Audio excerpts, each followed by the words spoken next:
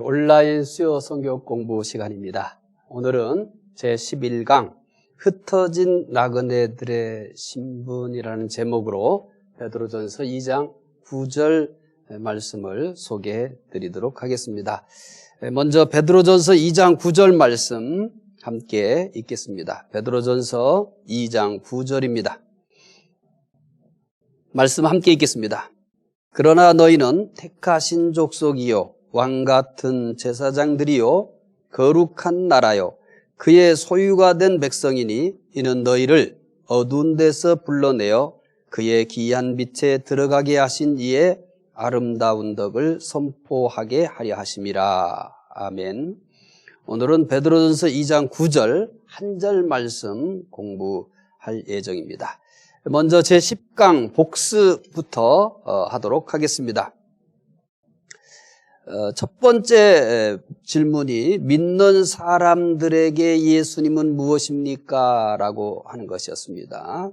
지난주에는 세 개의 질문을 가지고 크게 첫째는 믿는 사람들에게 예수님은 무엇입니까? 두 번째는 믿지 않는 사람들에게 예수님은 무엇입니까? 세 번째는 믿는 사람들은 무엇을 해야 합니까? 이렇게 크게는 세 가지 질문을 가지고 말씀을 공부했습니다. 첫 번째, 믿는 사람들에게 예수님은 무엇입니까? 첫째는 믿는 사람들에게 예수님은 산돌입니다. 베드로전서 2장 4절 말씀이었죠. 말씀 충분히 잘 기억하고 있을 겁니다. 돌과 생명은 어울리지 않는데 그것을 연결시킨 것에 대해서 소개해 드렸었습니다. 두 번째는 믿는 사람들에게 예수님은 모퉁이돌입니다. 베드로전서 2장 6절 말씀이죠. 예수님이 이 모퉁이돌이다라고 하는 것에 대해서 첫째는 하나님의 택하신 모퉁이돌입니다. 두 번째는 보배로운 모퉁이돌입니다. 세 번째는 예수님을 모퉁이돌이라고 한 의미가 무엇입니까? 두 가지 의미가 있다고 소개해드렸죠. 첫째는 예수님께서 구원의 초석이라는 의미입니다. 두 번째는 예수님께서 구원의 초석이라는 의미입니다. 큰 두 번째 질문이 무엇이냐면 믿지 않는 사람들에게 예수님은 무엇입니까? 믿는 사람들에게 예수님은 산돌이고 모퉁이돌이라면 믿지 않는 사람들에게 예수님은 무엇입니까? 예수님을 돌과 연결지어서 설명하기 때문에 믿는 사람들에게는 산돌이고 모퉁이돌이라면 믿지 않는 사람들에게도 여전히 돌이라는 것을 가지고 예수님을 설명할 겁니다. 믿지 않는 사람들에게 첫째는 믿지 않는 사람들에게 예수님은 건축자가 버린 돌입니다. 베드로전서 2장 7절이었습니다. 두 번째는 믿지 않는 사람들에게 예수님은 부딪히는 돌과 넘어지게 하는 바위입니다. 라고 소개했습니다. 믿는 사람이든 믿지 않는 사람이든 똑같이 예수님을 돌이라고 하는 재료를 가지고 설명을 전개해 갔습니다. 세 번째, 그렇다면 믿는 사람들은 무엇을 해야 합니까? 돌과 연관되어 있는 거예요. 첫째는 신령한 집을 세워야 합니다. 베드로전서 2장 5절입니다. 신령한 집 딱 생각하면 하나잖아요. 성전이잖아요. 그러면 이 신령한 집을 지었다면 그 다음에는 당연히 이 신령한 집에서 뭐를 하겠습니까? 제사를 드려야 되겠죠. 그래서 두 번째는 신령한 제사를 드리는 제사장이 되어야 합니다. 신령한 집이 되어야 하고 그 다음에 신령한 제사를 드리는 제사장이 되어야 된다. 이렇게 얘기했습니다. 그리고 이제 신령한 제사란 뭐냐라고 하는 것은 다른 성경들을 들어서 설명을 해드렸었어요. 네 가지를 소개했었습니다. 첫째는 우리 몸을 산제사로 드려야 됩니다. 로마서 12장 1절입니다. 두 번째는 찬송을 제사로 드려야 합니다. 히브리서 13장 15절입니다. 세 번째는 선행을 제사로 드려야 합니다. 히브리서 11장 16절. 네 번째는 이방인을 제사로 드려야 합니다. 로마서 15장 16절이었습니다. 자, 오늘은 제11강 흩어진 나그네들의 신분 베드로전서 2장 9절 한 절 말씀만 공부한다고 말씀을 드렸습니다. 특별히 베드로전서 2장 9절 우리가 잘 알고 있죠. 사실은 이 성경 말씀대로라고 한다면 이 본문이 기록된 것을 초점으로 이 말씀을 본다면 이렇게 생각하셔야 됩니다. 흩어진 나그네들의 신분을 설명하고 있다. 그런데 그것을 이제 우리들에게까지 확장을 시키는 거죠.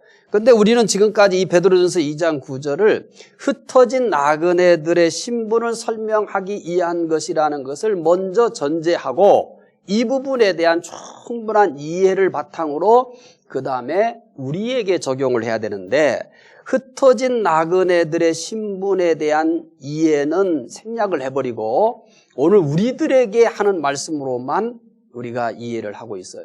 그렇게 되다 보면은 이 본문의 말씀을 보다도 정확하게 이해하거나 깊이 있는 이해를 하는 데 있어서 심각한 어려움이 생깁니다.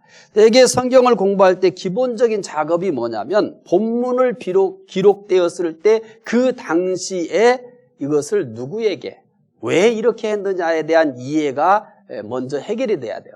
그리고서 오늘 우리들에게 그렇다면 이 말씀은 어떻게 해석하고 어떻게 적용해야 될 것인가가 2차적인 작업입니다. 대표적으로 베드로전서 2장 9절은 베드로가 흩어진 나그네들의 신분을 설명하는 것에 대한 선이해가 생략되어 버린 대표적인 말씀이라고 보시면 됩니다. 오늘은 충실하게 흩어진 나그네들이, 그래서 제목도 이렇게 했잖아요. 흩어진 나그네들의 신분이다. 예수님을 믿는 순간 많은 변화가 일어납니다. 온라인 수요 성경 공부에 참석하고 계신 분들도 예수님을 믿은 이후에 많은 변화들이 있었을 거예요. 그런데 그 많은 변화들 가운데 가장 중요한 변화가 뭘 것 같습니까? 가장 중요한 변화. 여러분이 누군가가 여러분에게 예수 믿고 여러분에게 나타난 가장 중요한 변화는 무엇입니까? 어떤 변화가 가장 큰 변화입니까? 이렇게 물으시면은 질문을 받았을 때 대부분 당황해요.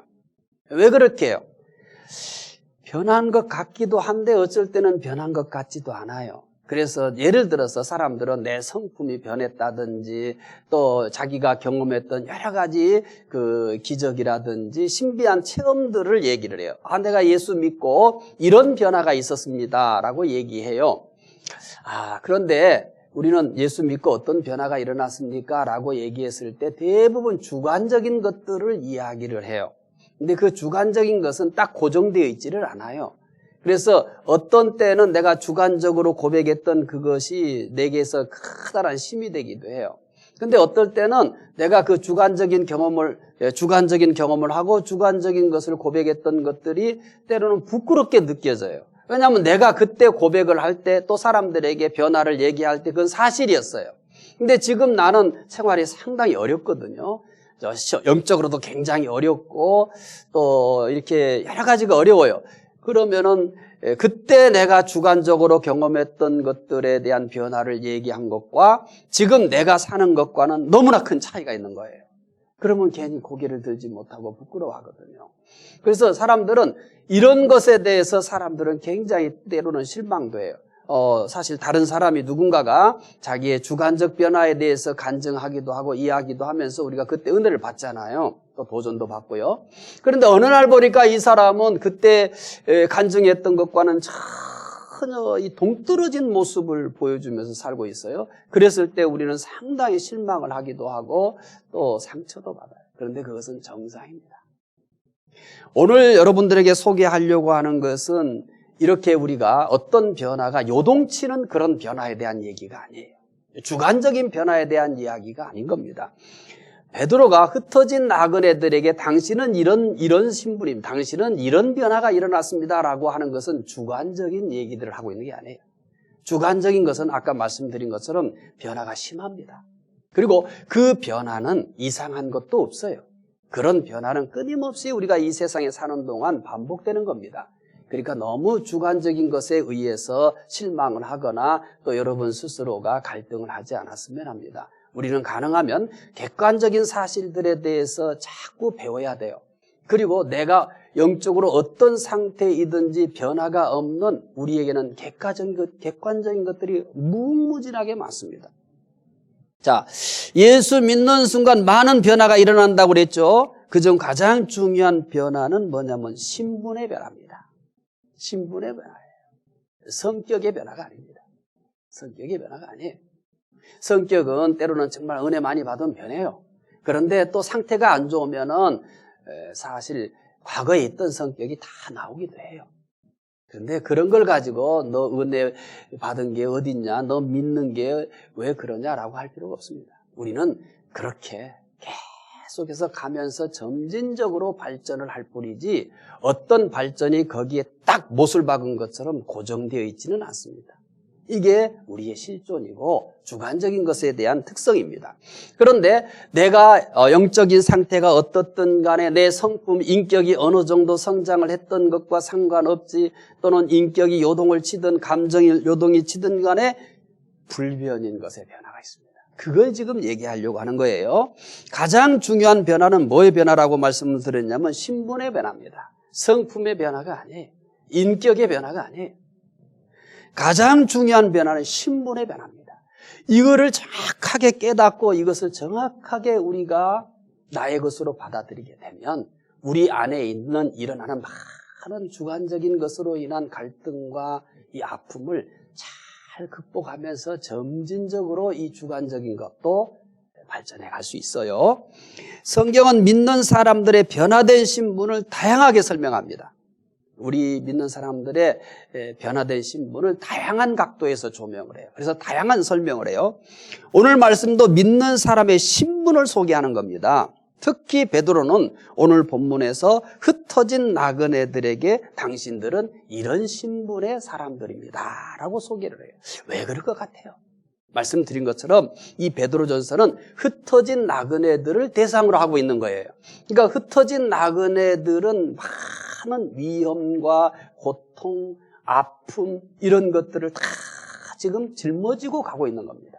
그래서 그들에게 흩어진 나그네들에게 당신들이 지금 흩어진 나그네들로 이런 많은 삶의 고뇌가 있지만 삶의 짐이 있지만 삶의 고통이 있지만 그 고통이나 문제와 상관없이 당신들은 이런 존재입니다 라고 하는 것을 이야기하고 싶었던 거예요. 자, 그러면 흩어진 나그네들의 신분을 소개하는데 첫 번째는 뭘까요? 흩어진 나그네는 택하신 족속입니다. 베드로전서 2장 9절 다시 또 읽어볼까요? 그러나 너희는 택하신 족속이요 왕같은 제사장들이요 거룩한 나라요 그의 소유가 된 백성이니 이는 너희를 어두운 데서 불러내어 그의 기이한 빛에 들어가게 하신 이의 아름다운 덕을 선포하게 하려 하심이라. 여기에 흩어진 나그네를 첫 번째로 소개하는 게 뭐라고 말씀을 드렸냐면 택하신 족속이라고 말씀을 드렸어요.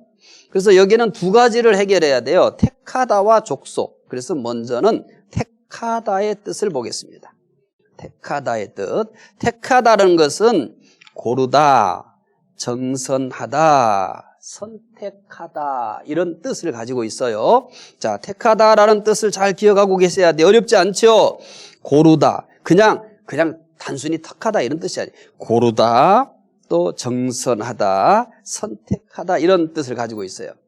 택하신 흩어진 나그네들은 아무나 대충 선택된 자들이 아니라는 거예요. 너희는 택한 족속이다. 너희는 택한 족속이다. 너희는 하나님이 택하신 족속이다 라고 얘기했을 때 이 택하다라는 것은 너희들은 시장에서 또는 길을 가는 사람 중에 아무나 무작위로 붙들고 야, 너 내 백성이야. 이렇게 한 게 아니라는 겁니다. 여기에 택하다라는 것은 대충 선택된 자들이 아니에요.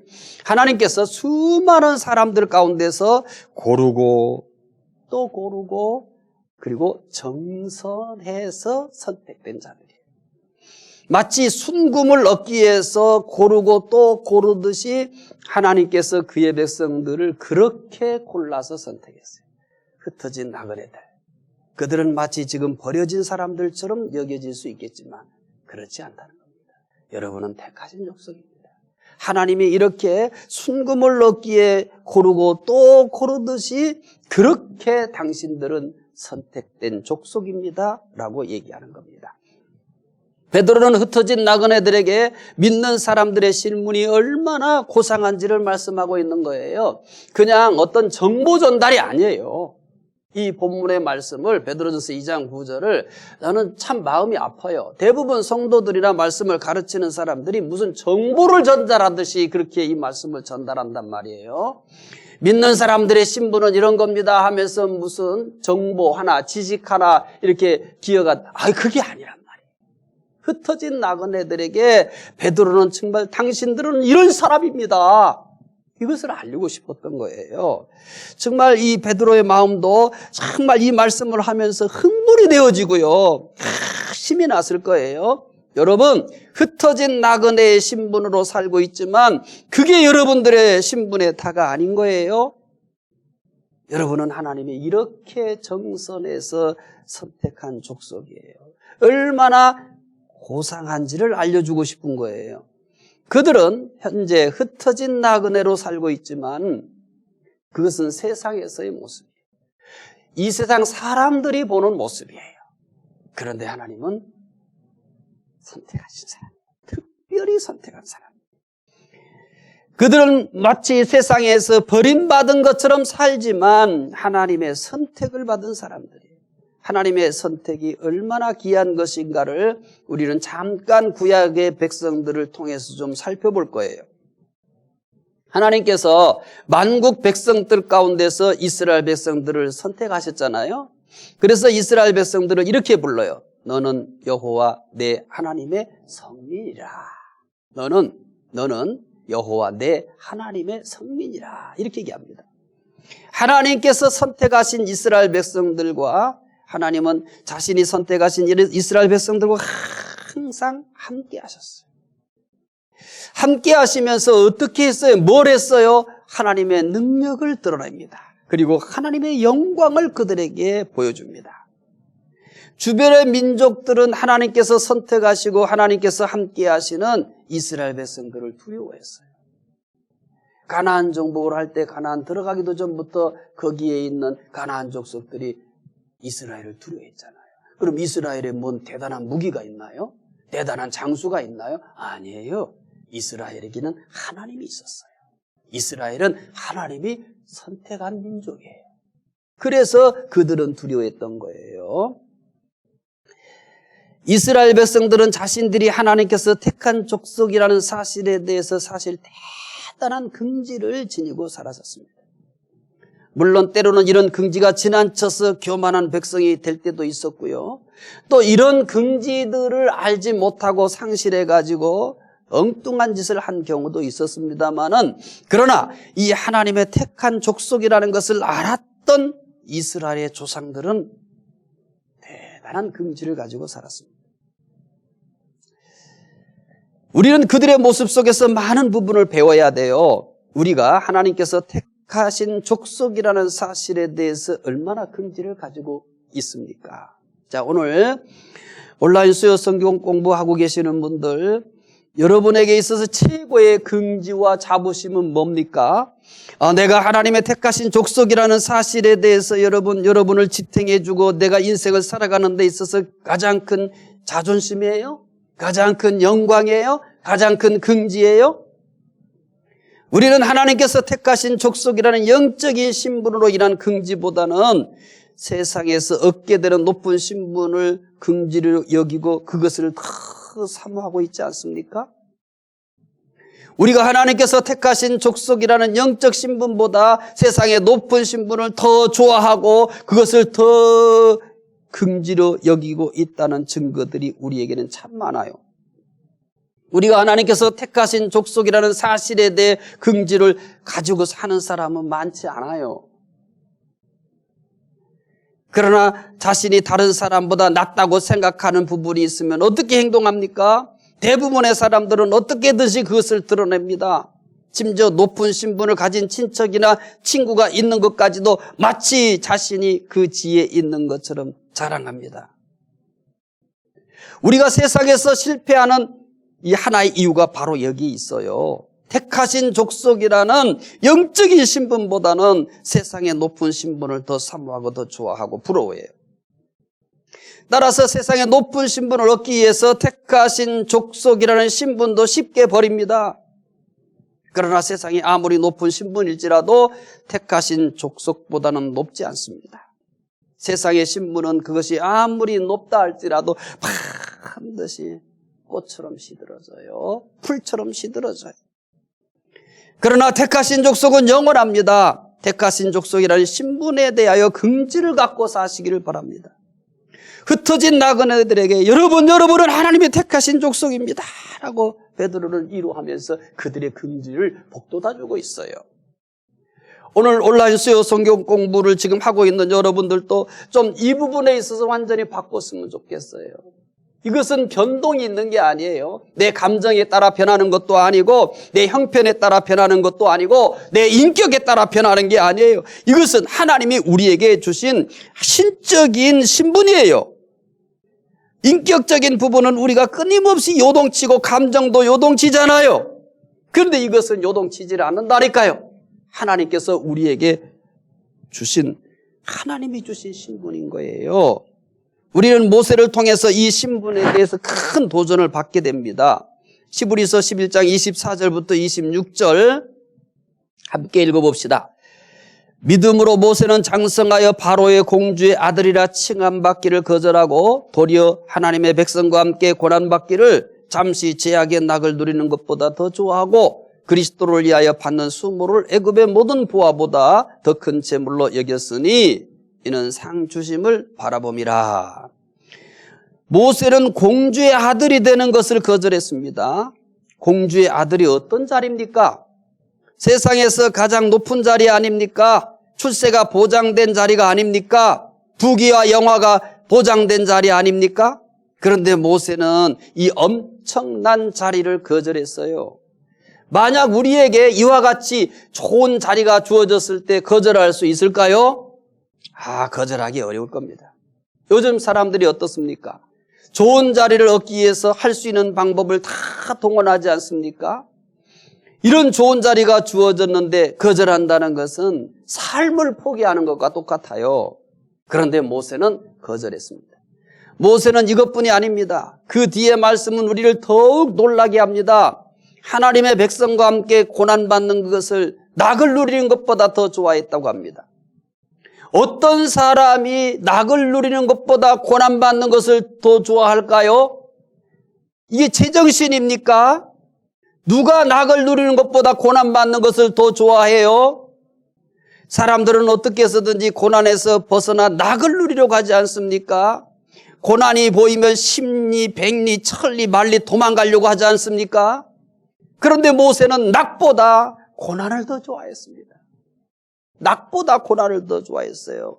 여러분, 이것을 지식으로만 아나요? 모세는 이게 삶이었어요. 우리도 이것이 삶이 돼야 되는 거예요. 그 다음 말씀은요, 더욱 놀랍게 합니다. 그리스도를 위해 받는 수모를 애굽의 모든 보화보다 더 큰 재물로 여겼다고 합니다. 그리스도를 위해 받는 수모를 애굽의 모든 보화보다 더 큰 재물로 여겼다고 그래요. 모세를 이해할 수 있습니까? 여러분, 이것을 단순한 정보로 아나요? 성경 지식으로 아나요? 요즘 사람들은 세상의 보화를 얻기 위해 믿음을 버리는 것을 마치 당연한 것처럼 생각하잖아요. 그런데 모세는 그리스도를 위해 받는 수모를 애굽의 모든 보화보다 더 큰 재물로 여겼어요. 우리는 고난보다 낙을 더 누리기를 좋아하잖아요. 공주의 신분을 버리기보다는 우리는 믿음을 버리면서까지 그 명예와 신분을 얻으려고 발버둥치고 있잖아요. 우리 지금 어떻게 살아요? 믿음을 버리면서까지 택하신 족속이라는 것을 아주 가볍게 여기면서까지 세상의 부귀와 영화를 누리기 위해서 다 몸부림치고 있는 건 아닙니까? 모세는 이것이 어떻게 해서 가능했을까요? 모세는 하나님이 택하신 족속으로 사는 것의 가치를 안 것과 오늘 우리는 가치를 모르는 것의 차이뿐인 거예요. 하나님의 택하신 족속으로 사는 것만큼 귀한 것이 없다고 깨달았기 때문에 가능한 거예요. 이거를 깨달아야 되는 거예요. 여러분, 이거 다 알아요. 온라인 수요 성경 공부하시는 분들 모세 얘기 다 알아요. 이거 모르는 사람이 없어요. 그런데 아는 것을 가지고는 안 돼요. 깨달아야 되는 거예요. 깨달아야 되는 거예요. 깨닫게 되면 모세처럼 그렇게 할 수 있어요. 내가 지금 가지고 있는 이 택하신 족속이라는 신분이 내가 지금 정신없이 쫓아가고 있는 세상의 명예나 세상의 어떤 자격이나 어떤 신분들보다 비교가 안 되는 거예요. 모세는 일찍 이것을 깨달아서 공주의 아들됨을 거절할 수 있었어요. 고난받는 것을 거기서 낙을 누리는 것보다 더 좋아할 수도 있었어요. 수모를 기꺼이 선택할 수 있었어요. 자, 그 다음에는 흩어진 나그네들은 택하신 족속이라고 했잖아요. 이제는 족속의 뜻을 보겠어요. 첫 번째는 택하다의 뜻을 봤잖아요. 이제 족속이라는 뜻을 보겠습니다. 족속이란 같은 혈통, 같은 자손을 뜻합니다. 이것은 믿는 사람들은 국가, 언어, 문화, 피부색을 초월해서 모두 한 하나님의 자손이라는 겁니다.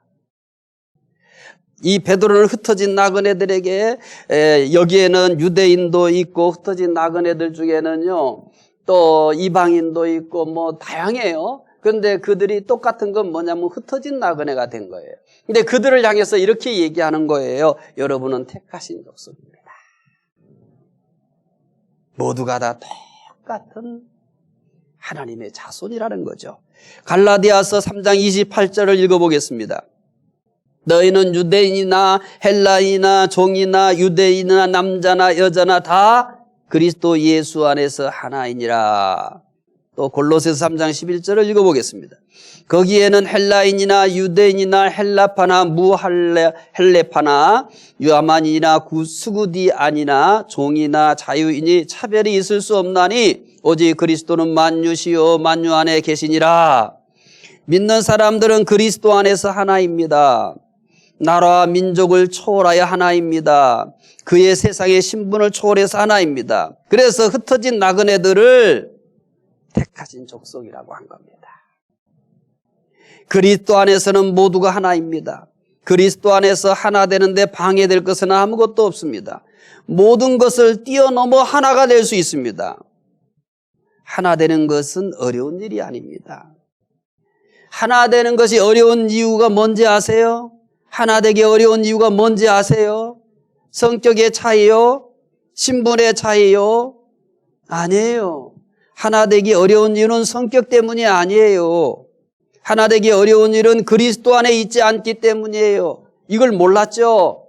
하나 되지 못하는 것은 성격 때문이라고 생각했잖아요. 저 사람 성격 참 개팍해. 나하고는 정말 안 맞아. 우리는 성격이 같아서 하나 되는 사람들이 아니에요. 이 세상에 성격이 나와 하나 될 수 있는 사람이 어디 있어요? 나도 내 성격이 내게 안 맞잖아요. 부부도 서로 성격이 안 맞아서 서로 깎아가면서 만들어가며 살고 있는 거 아니겠어요? 내가 낳은 자녀도 내 성격과 안 맞아요. 성격 얘기하지 말아요. 이 세상에 성격이 같은 사람은 아무도 없어요. 내 자신의 성격도 내가 마음에 안 드는데 나에게 맞춰서 내 성격에 맞다고 얘기하면 그거 참 모순 아니겠습니까? 그래서 믿는 사람들이 하나가 되는 것은 성격이 유사하고 마음이 맞고 뭐가 나하고 맞고 해서 하나 되는 게 아니에요. 그건 세상에서나 하나 되는 방법이에요. 동호회에서나 할 수 있는 것들이에요. 믿는 사람들은 그거 가지고 하나 되는 게 아니에요. 그 하나 되면 깨질 수도 있는 거예요. 그래서 가정도 깨지는 거 아니겠어요? 우리는 인간의 성품이나 내가 가지고 있는 어떤 것을 가지고 하나 되기에 노력하는 사람들이 아니에요. 그리스도 안에 있으면 하나가 되는 거예요. 그리스도 안에 있으면. 다른 사람을 성격을 나에게 맞추려고 하지 말아요. 내 성격도 내가 마음에 안 맞는다고 얘기했잖아요. 그런데 어떻게 나한테 맞추려고 그러는 거예요? 왜 그 어리석은 일을 그 헛된 낭비를 하는 거예요? 믿는 사람들은 그렇게 살 필요가 없어요. 있는 그대로 받아들여요. 우리는 그리스도 안에서 하나가 되는 거예요. 내가 성품이 좋아서 내가 포용력이 있어서 하나 되는 거 아니에요. 그렇게 해서 하나 될 수 있는 방법은 없어요. 그리스도 안에 있으면 하나가 되는 거예요. 믿는 사람들은 택하신 족속이기 때문입니다. 흩어진 나그네들은 택하신 족속입니다. 그들은 또 다른 신분이 있습니다. 뭘까요? 두 번째, 흩어진 나그네들은 왕 같은 제사장입니다. 베드로전서 2장 9절 함께 읽어보겠습니다. 그러나 너희는 택하신 족속이요 왕같은 제사장들이요 거룩한 나라요 그의 소유가 된 백성이니 이런 너희를 어두운 데서 불러내어 그의 귀한 빛에 들어가게 하신 이의 아름다운 덕을 선포하게 하려 하십니다. 흩어진 나그네들은 왕같은 제사장입니다. 흩어진 나그네들이 믿음으로 살면서 재산을 잃는다든지 명예를 잃는다든지 건강을 잃는다든지 심지어 생명을 잃게 된다 할지라도 불행하지 않은 이유가 여기에 있습니다. 흩어진 나그네들은 절대 버려진 존재가 아닙니다. 실패자도 아닙니다. 그들은 왕같은 제사장들입니다. 베드로는 흩어진 나그네들에게 여러분 버려진 자가 아니에요. 여러분은 천한 자가 아니에요. 여러분은 실패한 자가 아니에요. 왕같은 제사장입니다. 이렇게 위로하고 있는 거예요. 이 말을 들은 흩어진 나그네들은 다시 한번 힘을 낼 수 있었을 거예요. 아, 그래, 내가 왕같은 제사장이구나 라고 하는 것을 깨달았을 거예요. 사랑하는 중부교회 가족 여러분, 온라인 성경 공부를 하시는 여러분, 정보 전달을 받으려고 하지 마십시오. 그러면 아무런 의미가 없습니다. 오늘 이것은 우리의 신분입니다. 흩어진 나그네들의 신분입니다. 왕같은 제사장이라는 것은 잠시 누리다가 말 세상에 속한 신분이 아닙니다. 우리의 성격에 따라서 감정에 따라서 요동치는 신분이 아닙니다. 세상에서 어떤 일을 만나도 결코 빼앗기지 않는 하늘에 속한 영원한 신분입니다. 객관적인 신분입니다. 우리가 의지하고 붙들어야 될 것은 주관적인 것들이 아니에요. 그런데 한국인의 신앙은 대부분이 주관적인 것에 이렇게 주관적인 것들을 붙들고 신앙생활을 해요. 그러니까 자주 쓰러지는 거예요. 그러니까 서로 자주 실망하는 거예요. 흩어진 나그네들이 온갖 환난을 당하면서도 비굴하지 않고 당당했던 것은 영적인 신분에 대한 확신이 있었기 때문입니다. 여러분, 그들도 사람인데 이렇게 환난이 끊임없이 반복될 때 왜 마음이 힘들지 않았겠어요? 왜 여러분 근심하지 않았겠어요? 왜 여러분 상처를 받지 않았겠습니까? 왜 여러분 그들이 울지 않았겠습니까? 베드로는 그들에게 객관적인 것을 가지고 위로하는 겁니다. 객관적인 것을 가지고 붙들고 이 어려운 난관을 이기도록 당부하고 있는 겁니다. 그들은 예수님을 위하여 받는 수모를 오히려 기뻐합니다. 왜 그랬을까요? 바로 이겁니다. 초대교회 성도들이요, 예수의 이름을 위하여 받는 수모를 오히려 기뻐해요. 바울 사도는 믿는 사람들을 다음과 같이 소개합니다. 고린도후서 6장 9절부터 10절. 이 말씀 우리 좋아하잖아요. 익숙하잖아요. 또 부탁드립니다. 정보로만 알지 마십시오. 읽어봅시다. 무명한 자 같으나 유명한 자요, 죽은 자 같으나 보라 우리가 살아있고, 징계를 받는 자 같으나 죽음을 당하지 아니하고, 근심하는 자 같으나 항상 기뻐하고, 가난한 자 같으나 많은 사람을 부유하게 하고, 아무것도 없는 자 같으나 모든 것을 가진 자로다. 우리는 어떤 모습입니까? 우리에게 왕같은 제사장의 모습이 있습니까? 혹시나 작은 불행 앞에서도 어찌할 줄을 몰라 하고 있지 않습니까? 아니면 아무것도 할 수 없는 패배자와 같은 모습을 하고 있습니까? 우리는 결코 패배자가 아닙니다. 초라한 자도 아닙니다. 약한 자도 아닙니다. 우리는 분명히 왕같은 제사장들입니다. 흩어진 나그네들에게 베드로가 여러분은 왕같은 제사장들입니다라고 그들에게 이 말을 전했을 때 얼마나 은혜가 됐겠습니까? 이거는 말씀드린 것처럼 주관적인 게 아니에요. 내 감정이 어떻든, 내 인격이 어떻든, 내 형편이 어떻든 어떻게 해서 흔들리거나 변하는 게 아니에요. 그것과 상관없이 변함없이 왕같은 제사장입니다. 내 인격과 상관없이, 내 감정과 상관없이, 내가 지금 흔들리고 있는 것과 상관없이 왕같은 제사장. 베드로는 흩어진 나그네들에게 그렇게 얘기하고 있는 겁니다. 첫 번째, 왕같은 제사장은 어떤 의미가 있습니까? 메투엘리는 다음과 같이 말합니다. 그리스도의 모든 진실한 종들은 왕같은 제사장이다. 그들은 하나님과 그리스도와의 관계에서, 그리고 자기 자신들과 그들의 영적인 모든 원수들에 대한 그들의 그 능력에 있어서 왕같은 존재이다. 그들은 진보와 탁월성에서, 그리고 그들의 소망과 기대에 있어서 왕같은 자들이다. 그들은 죄와 죄인들로부터 분리되었으며 하나님과 성별되어 하나님께 연합되어 질 수 있는 영적인 예배와 제물을 예수 그리스도를 통하여 하나님께 드리는 왕같은 제사장들이다. 은혜되죠? 자, 이 원수들에 대해서 어떤 존재라고? 왕같은 존재다. 누구에 대해서요? 원수들에 대해서도 왕같은 존재들이다. 여러분, 흩어진 나그네들에게 그렇게 얘기하고 있는 겁니다. 자, 루터는 또 어떻게 얘기할까요? 루터는 이렇게 얘기해요. 기족 신자들은 왕이라고 하면 그들은 금면류관을 썼다거나 영토와 백성을 가졌다는 의미가 아니다. 누구든지 그리스도를 믿으면 그리스도께서 지금 왕이신 것처럼 또 장차 그리스도 안에서 와요. 저는 이 설명도 참 충격적이잖아요. 이렇게 설명하잖아요. 그리스도께서 지금 왕이신 것처럼 또한 그리스도 안에서 우리가 왕이다. 그 얘기라는 거예요. 왕 같은 제사장이라는 것은 루터의 설명 같으면은 그리스도께서 지금 왕이신 것처럼 우리도 그리스도 안에서 왕이다. 이 얘기를 하는 거예요. 렌스키는 이렇게 설명합니다. 왕 같은 제사장은 인간이 제사장의 제사직에 더 높아질 수 있는 지위를 말한다. 하나님과의 관계에서 더 이상 높아질 수 없고 세상에서 어느 누구도 우리를 감독할 수 없는 직이다. 하나님과 직접 그리고 즉각적인 접촉을 계속하는 지위와 기능의 높음을 나타낸 거다.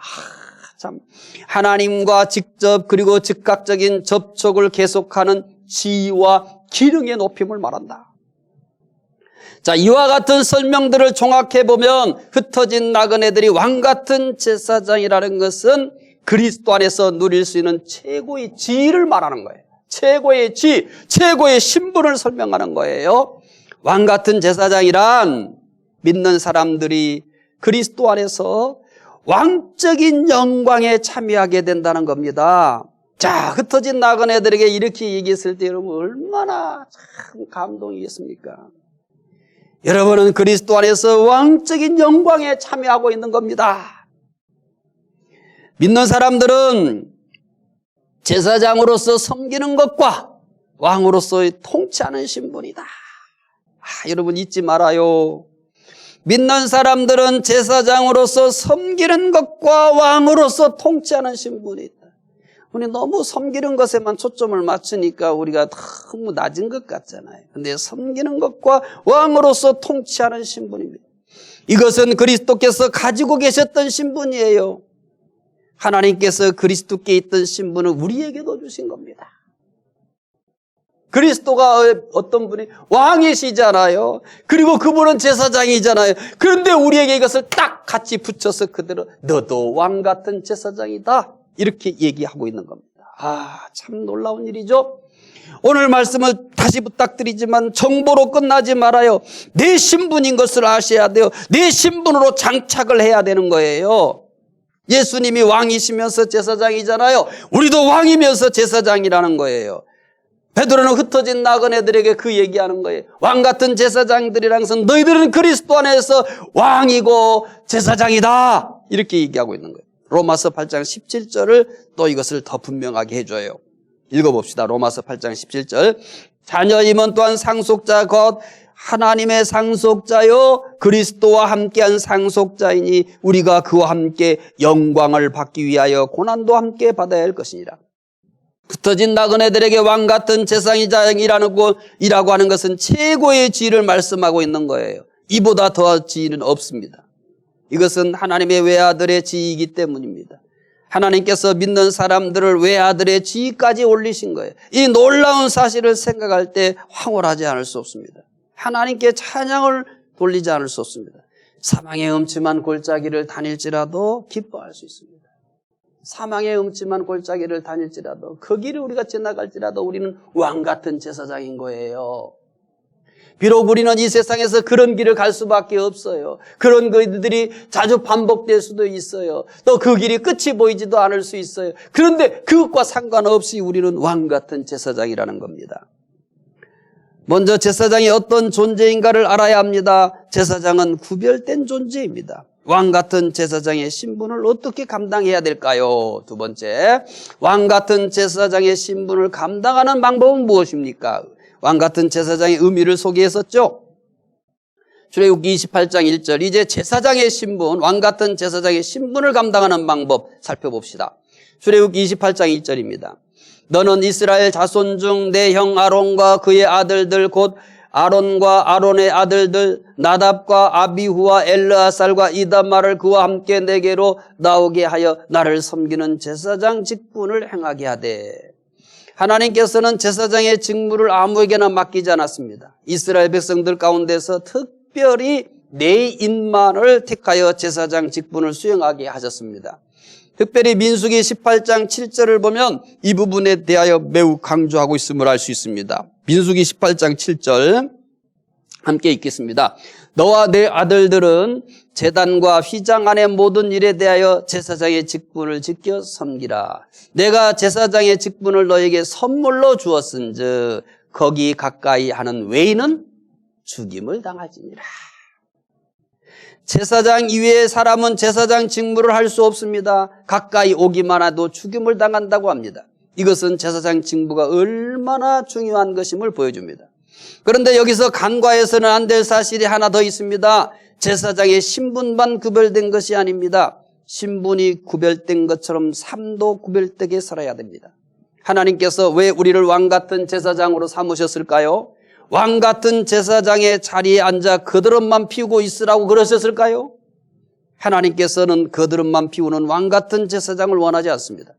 하나님께서는 왕 같은 제사장의 역할을 기대하고 계십니다. 그 역할을 기대하면서 왕 같은 제사장 삼아 주셨습니다. 왕 같은 제사장이 해야 할 역할은 무엇일까요? 중보자의 역할입니다. 제사장은 하나님과 사람 사이를 연결해주는 다리구실을 했어요. 백성들을 위해 하나님께 나갔습니다. 그리고 하나님을 위해서는 백성들에게 나갔습니다. 그런데 신약시대에 와서 예수님께서 영원한 제사장이 되셔서 더 이상 중보자가 필요 없습니다. 우리 예수님이 중보자 역할을 다 완성했거든요. 다른 중보자는 필요 없게 되었습니다. 모든 그리스도인이 제사장이 되어 하나님 앞에 직접 나올 수 있게 되었습니다.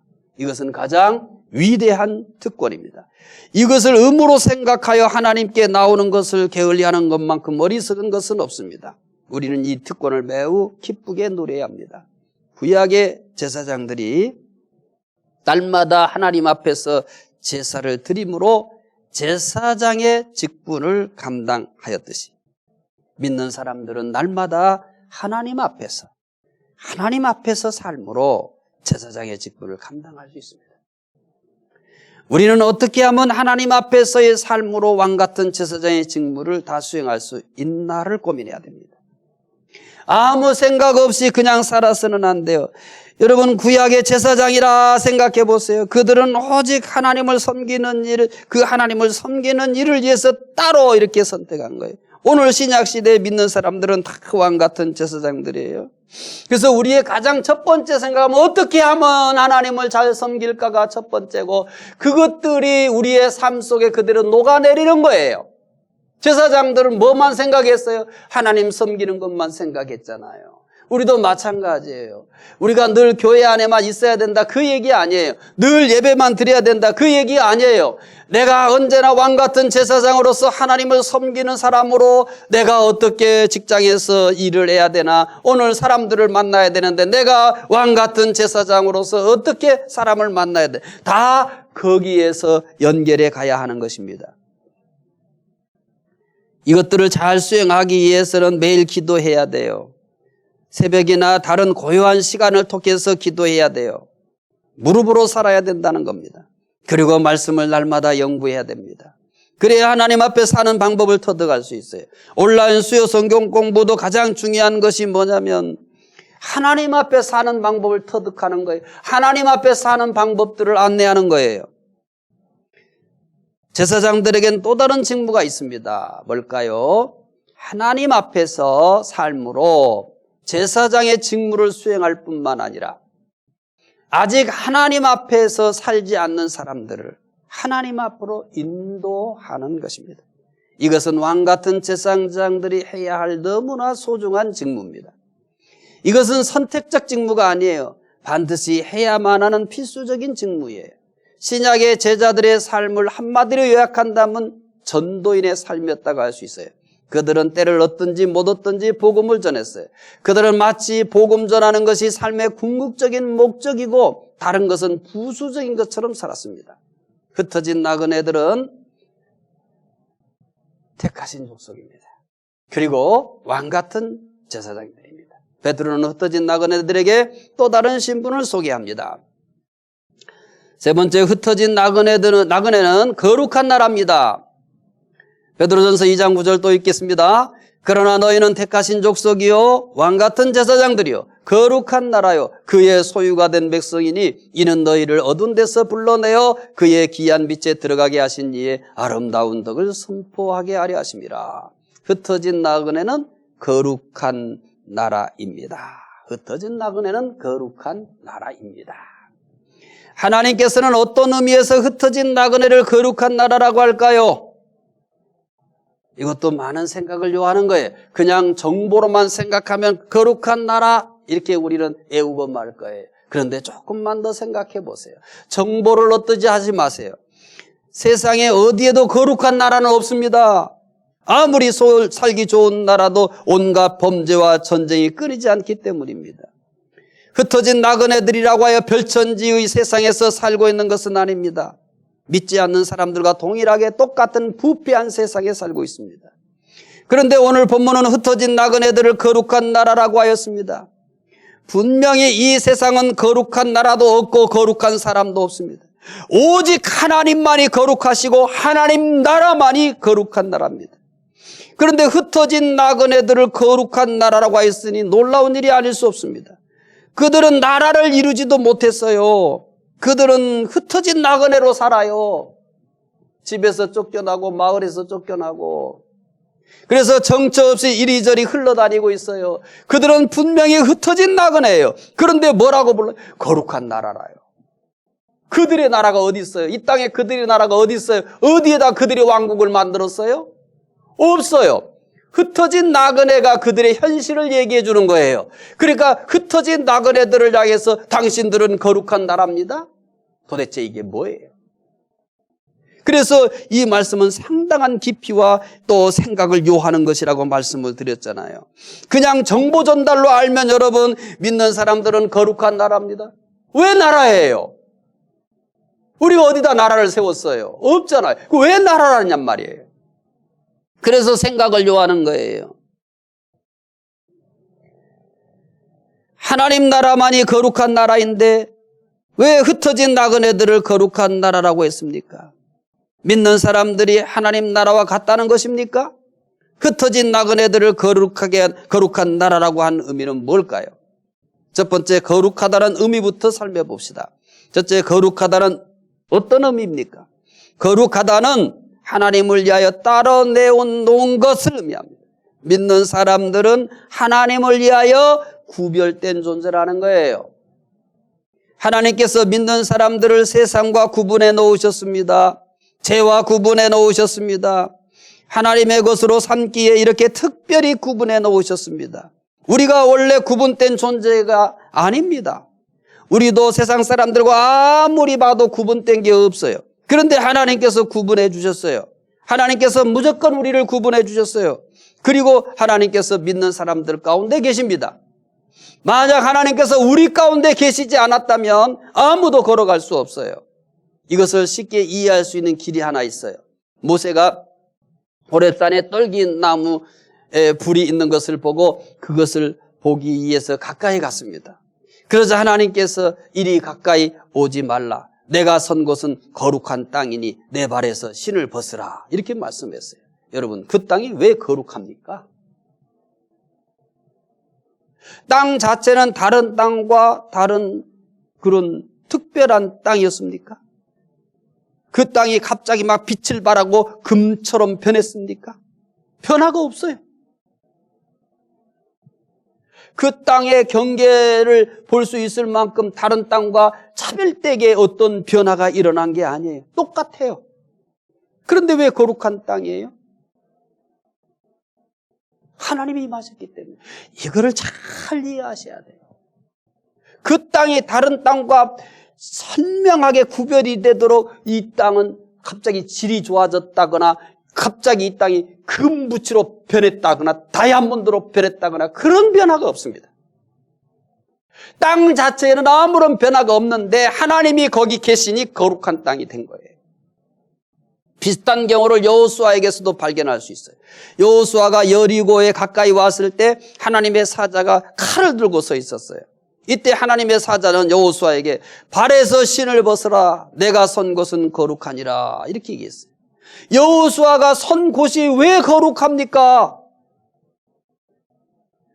여호수아가 선 땅도 마찬가지로 금덩어리로 변했나요? 다이아몬드로 변했나요? 그 땅은 찬란하게 빛이 났어요? 아니에요. 똑같아요. 이 경우도 마찬가지예요. 그것이 특별한 땅이어서가 아니라 하나님께서 임하셨기 때문입니다. 그리스도인들이 거룩한 나라인 것도 마찬가지예요. 하나님께서 믿는 사람들과 함께 하시기 때문에 거룩한 나라. 하나님 때문에 그래요. 그러니까 너무 내 인격이 이렇게 변하지 않았고 내 성품이 너무 변하지 않았다고 해서 여러분 누구를 비웃거나 나 자신을 너무 혐오하지 말아요. 땅은 변하지 않았습니다. 그런데 거룩한 땅이에요. 거기에 하나님이 계시기 때문에. 우리의 인격이 날로 좋아지고 우리의 잘못된 성품들이 자꾸 더 주님을 닮아가지면 더 바랄 것이 없겠죠. 그런데 그것이 우리의 거룩함과 거룩하지 않음을 결정짓는 게 아니에요. 하나님이 나와 함께 하시니 내가 거룩한 사람인 거예요. 제발 이 진리를 우리 온라인 수요 성경 공부하시는 분들은 터득했으면 좋겠어요.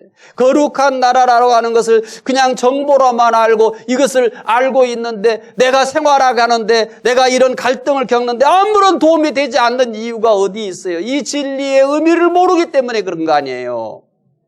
우리는 성경에 대해서 참 많이 알아요. 그렇지만 내가 현실의 삶 속에서 겪게 되는 많은 문제들을 그 말씀을 가지고 해석해내지 못하고 그 말씀을 가지고서 해결을 못 봐요. 왜 그러냐면 정보 전달로 내가 머릿속에만 입력시켜 놓은 거죠. 깨달아야죠. 하나님께서 믿는 사람들과 함께 계시기 때문에 거룩한 거예요. 내 안에는 여전히 여러 가지 나쁜 것들이 많아요. 욕심도 있고 미움도 있고 불완전한 인격도 있고 또 형편없는 성품도 가지고 있어요. 물론 이런 것들이 자꾸 개선이 되어지고 우리 주님을 닮아가야 되겠죠. 그것이 우리가 추구해야 될 이상이며 꿈인 겁니다. 그러나 설령 아직도 우리 안에는 내가 생각해봐도 참 내 성격 문제예요. 내 인격 정말 내 마음에 안 들어요. 그렇다 하더라도 여러분의 거룩함에는 아무 문제 없습니다. 여러분의 거룩함에는 아무 이상 없습니다. 그러기 전에 이미 하나님께서 함께 하시기 때문에 하나님이 함께 하시기 때문에 그 다음에 차츰 더 우리가 성화되어져서 그분을 닮아가야 되겠죠. 설령 그렇지 못하더라도 여러분 그것이 나의 거룩함을 좌우하는 것이 아니고 그분이 나와 함께 하시기 때문에 거룩한 겁니다. 자, 두 번째요. 흩어진 나그네들은 거룩한 나라가 되게 하신 이유가 뭐냐? 흩어진 나그네들을 거룩한 나라가 되게 한 이유가 뭐냐는 거예요. 데살로니가전서 4장 3절 읽읍시다. 하나님의 뜻은 이것이니 너희의 거룩함이라 곧 음란을 버리고 하나님께서 우리를 거룩한 나라가 되게 하신 것은 아름다운 이유입니다. 믿는 자가 거룩하게 살도록 하기 위한 거예요. 흩어진 나그네들을 거룩한 나라가 되게 하신 이유는 거룩하게 살도록 하기 위해서입니다. 거룩하게 살도록 하기 위해서요. 우리 안에는 거룩함의 씨가 이미 있습니다. 이미 우리는 거룩함이라는 신분을 얻었습니다. 그래서 이제는 그 신분에 맞춰서 또 우리 안에 뿌려진 거룩함의 씨가 열매를 맺도록 하기 위해서 우리가 거룩하게 살아야만 합니다. 히브리서 12장 14절 놀라운 선언을 합니다. 함께 읽어보십시다. 모든 사람과 더불어 화평함과 거룩함을 따르라. 이것이 없이는 아무도 주를 보지 못하리라. 거룩함을 따르라 갑니다. 우리 안에 있는 거룩함을 따르라 갑니다. 우리를 거룩한 나라라고 하신 그 거룩함을 따르라는 겁니다. 거룩함을 따르라는 것은 달리기 선수가 있는 힘을 다해서 목표지점을 향해 달려가는 것과 같은 뜻이에요. 이것이 거룩한 나라인 믿는 사람들의 거룩한 삶에 대한 자세입니다. 그렇지 않으면 아무도 주를 볼 수 없다고 합니다. 흩어진 나그네들의 신분은 택하신 족속입니다. 왕 같은 제사장입니다. 거룩한 나라입니다. 흩어진 나그네들에게 또 다른 신분이 있습니다. 네 번째 신분이죠. 흩어진 나그네들은 그의 소유된 백성입니다. 다시 베드로전서 2장 9절 읽읍시다. 그러나 너희는 택하신 족속이요 왕 같은 제사장들이요 거룩한 나라요 그의 소유가 된 백성이니 이는 너희를 어두운 데서 불러내어 그의 귀한 빛에 들어가게 하신 이의 아름다운 덕을 선포하게 하려 하심이라. 흩어진 나그네들은 그의 소유된 백성입니다. 믿는 사람들의 네 번째 신분은 그들이 누구의 것이기에 대해서, 누구의 것인가에 대해서 얘기해. 믿는 사람들은 그의 소유된 백성입니다. 소유란 소득 또는 획득 이런 뜻을 말합니다. 믿는 사람들은 하나님께서 자신의 것으로 확보하신 백성이에요. 하나님께서 이스라엘 백성들에게도 같은 선언을 해요. 신명기 14장 2절 읽어봅시다. 너는 내 하나님 여호와의 성민이라. 여호와께서 지상 만민 중에서 너를 택하여 자기 기업의 백성으로 삼으셨느니라. 여기서 기업이란 상속재산, 유산, 소유라는 뜻입니다. 이스라엘은 하나님의 것이라는 의미입니다. 말라기 3장 17절에서도 같은 내용을 만납니다. 말라기 3장 17절 읽어보겠습니다. 만군의 여호와가 이르노라. 나는 내가 정한 날에 그들을 나의 특별한 소유로 삼을 것이요 또 사람이 자기를 섬기는 아들을 아낌같이 내가 그들을 아끼리니. 여기서 특별한 소유란 개인의 사유재산이에요. 이스라엘은 하나님의 개인 소유라는 겁니다. 하나님께서 어떻게 하여 믿는 사람들을 소유된 백성으로 삼으셨을까요? 하나님께서 어떻게 해서 믿는 사람들을 소유된 백성으로 삼으셨을까요? 이스라엘이 하나님의 기업이요 특별한 소유이듯이 믿는 사람들도 하나님의 기업이요 특별한 소유입니다. 특별히 흩어진 나그네들에게 여러분 버려진 존재 아니에요. 여러분 세상에서 돌과 같은 존재가 아니에요. 하나님의 소유된 백성입니다. 하나님의 특별한 소유입니다. 하나님의 아주 특별한 재산입니다. 자, 왜 믿는 사람들이 하나님의 것일까요? 믿는 사람들이 하나님의 것이라고 하는 것은 터무니없는 억지 주장일까요? 악당들이 남의 물건을 강제로 빼앗아 자기 것이라고 억지를 부리듯이 하나님도 억지를 부리는 것일까요? 아닙니다. 하나님께서 믿는 사람들을 내 백성, 내 소유라고 하는 것에는 영원히 변할 수 없는 이유가 있습니다. 어떤 사람도 흠잡을 수 없는 타당한 이유입니다. 믿는 사람들이 하나님의 백성이며 하나님의 소유라고 하는 말을 쉽게 들릴지 모릅니다. 그러나 하나님께서 너무나 어려운 일입니다. 하나님은 우리를 자신의 백성으로 삼기 위해서 우리가 상상도 못할 고통을 당하셨어요. 디도서 2장 14절 읽어봅시다. 그가 우리를 대신하여 자신을 주심은 우리를 모든 불법에서 우리를 속량하시고 우리를 깨끗하게 하사 선한 일을 열심히 하는 자기 백성이 되게 하려 하십니다. 하나님께서 어떻게 해서 우리를 소유로 삼으셨습니까? 그가 우리를 대신하여 자신을 주심으로 되었다고 합니다. 예수님께서 믿는 사람들의 죄를 대신하여 죽으심으로 하나님의 소유된 백성으로 삼으셨습니다. 죄의 종이었으며 그 죄로 영원히 죽어야 될 우리를 하나님께서 예수의 피로 사셨습니다. 그리고 사망에서 벗어나 영생을 누릴 수 있는 하나님의 백성으로 삼으셨습니다. 하나님께서 우리를 자신의 소유로 삼기 위해서 너무나 비싼 값을 지불하신 거예요. 우리가 무엇이기에 하나님께서 이렇게 사랑하셨습니까? 우리는 하나님을 거역한 죄밖에 없습니다. 선한 것이라고는 하나도 없습니다. 우리의 모든 것은 부패한 것뿐이었습니다. 생각과 말과 행동이 항상 악했습니다. 그런데 하나님께서는 무엇이 아쉬워 전혀 쓸모없는 우리를 외아들의 피로 사셔서 자신의 소유로 삼으셨을까요? 하나님의 은혜요 사랑일 뿐입니다. 하나님께서 우리를 비싼 값으로 사셔서 어떻게 대하실까요? 말라기 3장 17절 읽겠습니다. 만군의 여호와가 이르노라. 나는 내가 정한 날에 그들을 나의 특별한 소유로 삼을 것이요 또 사람이 자기를 섬기는 아들을 아낀같이 내가 그들을 아끼리니.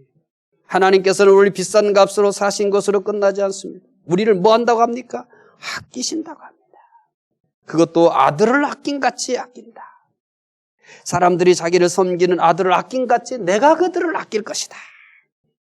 흩어진 나그네들에게 참 이와 같은 말씀을 했을 때 얼마나 위로가 되겠습니까? 하나님께서는 세상에서 우리를 가장 아끼십니다. 우리를 이해하시는 표현 가운데 이보다 더한 표현이 어디 있겠습니까? 우리는 하나님께서 아버지 같은 인자함과 다정함을 느낄 수 있습니다. 우리는 너무나 행복한 사람들입니다. 이보다 더 행복이 어디 있겠습니까? 제발 이 행복을 잃어버리지 마시고 사시기 바랍니다. 그 어떤 것도 이 행복을 깨뜨릴 수 없습니다. 두 번째, 하나님의 소유된 백성은 어떻게 살아야 합니까? 로마서 14장 8절입니다. 우리가 살아도 주를 위하여 살고 죽어도 주를 위하여 죽나니 그러므로 사나 죽으나 우리가 주의 것이로다. 하나님의 소유인 우리가 어떻게 살아야 할 것인가를 정확하게 설명해 주는 대표적 말씀입니다.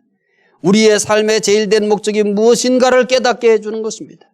우리가 주의 것이기 때문에 살든지 득든지 주를 위해 살라는 것입니다.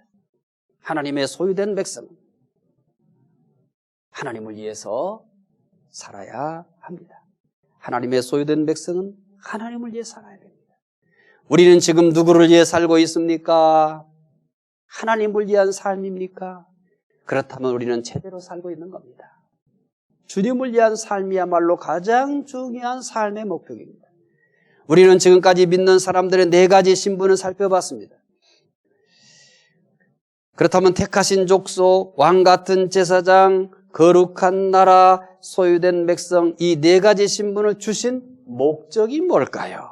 4가지 신분에 대한 목적이 있습니다. 5번째로 흩어진 나그네들의 4가지 신분의 목적이 무엇입니까? 베드로전서 2장 9절입니다. 그러나 너희는 택하신 족속이요 왕같은 제사장들이요 거룩한 나라요 그의 소유가 된 백성이니 이는 너희를 어두운 데서 불러내어 그의 귀한 빛에 들어가게 하신 이의 아름다운 덕을 선포하게 하려 하심이라. 아름다운 덕은 도덕적 탁월성을 뜻합니다. 하나님께서 우리를 외아들의 핏값으로 사셔서 4가지 아름다운 신분을 주신 것은 말로 표현할 수 없는 하나님의 도덕적 탁월성입니다.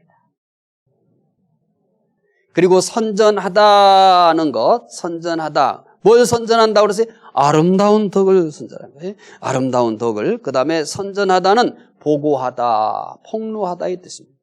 흩어진 나그네들을 택하신 족속과 왕같은 제사장과 거룩한 나라와 그의 소유된 백성으로 삼으신 것은 하나님의 위대하심을 모든 사람들에게 폭로하듯이 드러내기 위한 목적입니다. 믿는 사람들은 하나님을 선전하는 광고판입니다. 또한 하나님을 선전하는 모델입니다. 한 기업을 홍보하는 모델이 사회적으로 물의일으키게 되면 기업 이미지를 손상시키게 됩니다.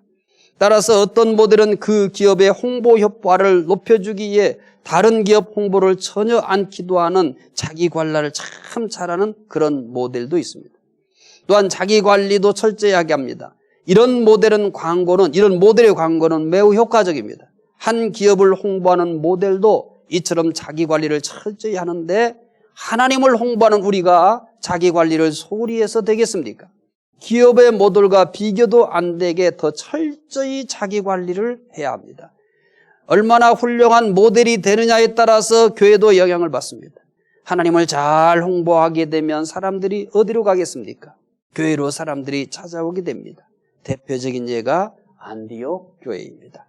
안디옥 교회 성도들은 하나님을 참 잘 홍보한 모델들이었습니다. 사람들이 그들을 보고 그리스도인이라고 할 정도였으니까요. 믿지 않는 사람들은 안디옥 교회 성도들의 삶에서 예수님의 모습을 보았습니다. 그래서 예수를 닮은 사람들이라는 뜻에서 그리스도인이다라는 이름을 붙여주었습니다. 바울도 매우 멋진 모델이었습니다.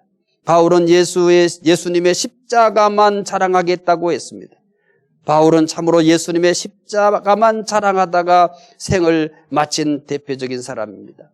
우리의 삶도 멋진 모델의 삶이 되었으면 합니다.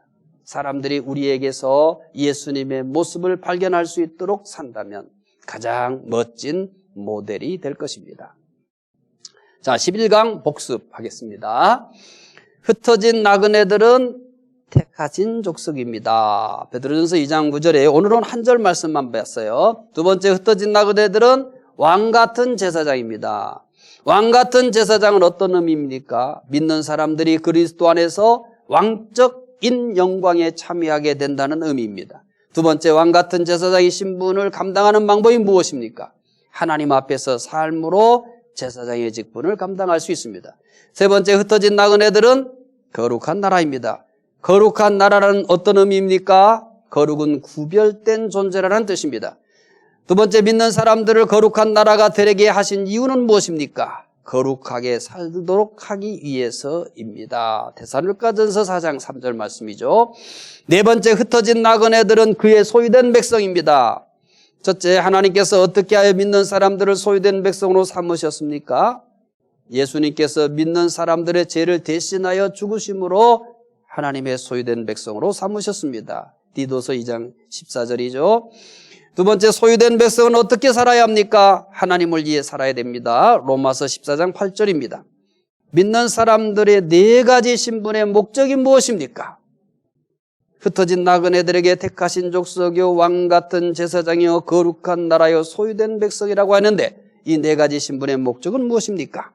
하나님의 위대하심을 드러내는 것입니다. 흩어진 나그네들에게 네 가지 신분을 소개했었습니다. 이것은 오늘을 사는 우리들에게도 해당되는 신분입니다. 흩어진 나그네들이 택하신 족속, 왕같은 제사장, 거룩한 나라, 그의 소유된 백성이듯이 우리도 그렇습니다. 이 신분은 변하는 게 아닙니다. 우리의 감정과 우리의 인격에 따라, 형편에 따라 변하는 것이 아닙니다. 이것은 이 시대를 살아가는 그리스도인들에게 있어서 하나님이 주신 객관적 신분입니다. 신적인 신분입니다. 이 신분을 잘 이해하시고 하나님을 선전하는 좋은 모델로 사시기 바랍니다. 기도하겠습니다. 하나님 감사합니다. 흩어진 나그네들에게 택하신 족속이요 왕같은 제사장이요 거룩한 나라요 그의 소유된 백성이라고 안내해 주셨습니다. 이것은 오늘을 살아가는 우리들에게도 해당되는 신분입니다. 하나님, 이 네 가지 신분을 주신 것은 하나님의 위대하심을 선포하라고 주셨습니다. 오늘 우리도 이 네 가지 신분을 가지고 이 변하지 않는 신분을 가지고 하나님을 잘 드러내며 사는 하나님의 모델들이 되게 해 주시옵소서. 감사하며 예수님 이름으로 기도드리옵나이다. 아멘.